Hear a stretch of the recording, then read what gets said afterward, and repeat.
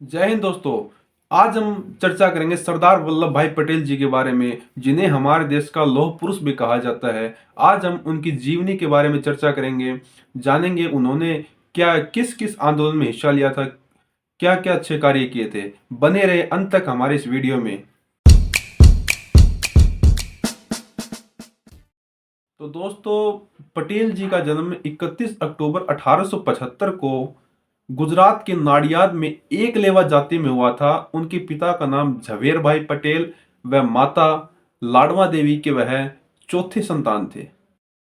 London जाकर उन्होंने barrister की पढ़ाई की। वहां पर पढ़ाई पूरी करने के पश्चात वह वापस लौटे अहमदाबाद में। फिर वह वकालत करने लगे थे।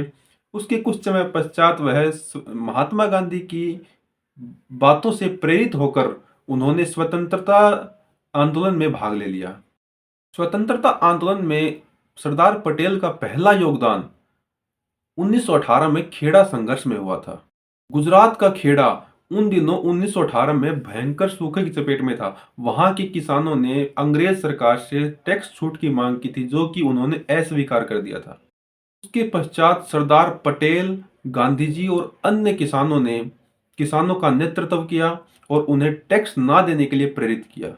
उसके पश्चात अंग्रेज सरकार को अंत में घुटने टेकने पड़े। उन्होंने हार मान ली और उनका जो टैक्स था उनको कम करने की घोषणा कर दी थी।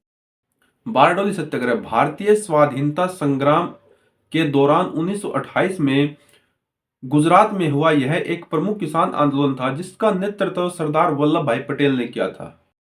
उस समय प्रांतीय सरकार ने किसानों की लगान पर 30% की वृद्धि कर दी थी, जिसका सरदार वल्लभ भाई पटेल ने पूरा पूरा विरोध किया था। उस समय की सरकार ने इसके विरोध में बहुत कठिन कठिन कदम उठाए थे, जिसकी परिणाम स्वरूप अंग्रेजों ने घुटने टेक दिए और किसानों की मांग को मानना पड़ा था।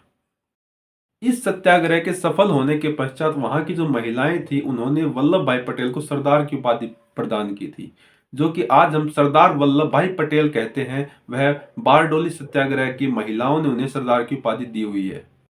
स्वतंत्रता के समय भारत में कुल 562 देशी रियासतें थी, जिसका क्षेत्रफल भारत का 40% था। आजादी के ठीक पहले सरदार पटेल और वीपी मेनन ने साथ मिलकर सारे कई देशी राज्यों को भारत में मिलाने का कार्य आरंभ कर दिया था, जिसके परिणाम स्वरूप 3 देशी रियासतों को छोड़कर लगभग सभी रियासतों ने भारत में विलय करने का प्रस्ताव स्वीकार कर लिया था। केवल 3, जम्मू कश्मीर, जूनागढ़ और हैदराबाद, इन तीनों रियासतों ने यह प्रस्ताव अस्वीकार कर दिया था। जूनागढ़ का क्या था? जूनागढ़ चारों तरफ से भारतीय भूमि से घिरा हुआ था और वह पाकिस्तान से काफी दूरी पर था। 15 अगस्त 1947 को जो वहां का जूनागढ़ का नवाब था, वह पाकिस्तान में जूनागढ़ को पाकिस्तान में मिलाने की घोषणा कर देता है, जिसके पश्चात वहां की जो जनता थी वह हिंदू थी और वह भारत में मिलना चाहती थी। इसकी वजह से नवाब और वहां की जनता के बीच में काफी विरोध हुआ। उसके पश्चात वहां का जो नवाब था वह भागकर चला गया पाकिस्तान और 9 नवंबर 1947 को जूनागढ़ भारत में मिला लिया गया था। हैदराबाद भारत की सबसे बड़ी रियासत थी, जो कि चारों तरफ से भारत से घिरी हुई थी।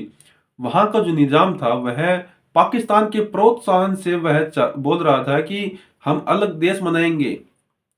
फिर हमारे जो सरदार पटेल थे वह अपने आप पर आ गए और फिर उन्होंने 13 सितंबर 1948 को अपनी सेना हैदराबाद में भेज दी। फिर 3 दिनों के अंदर में उन्होंने आत्मसमर्पण कर दिया और बोले कि हम भारत में विलय चाहते हैं। तो ये थी हमारे सरदार पटेल जी की ताकत।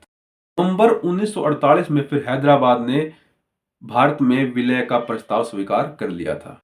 और रही बात कश्मीर की, उस समय के हमारे प्रधानमंत्री नेहरू जी ने यह कहकर कश्मीर को अपने पास रख लिया कि यह एक अंतर्राष्ट्रीय मुद्दा है।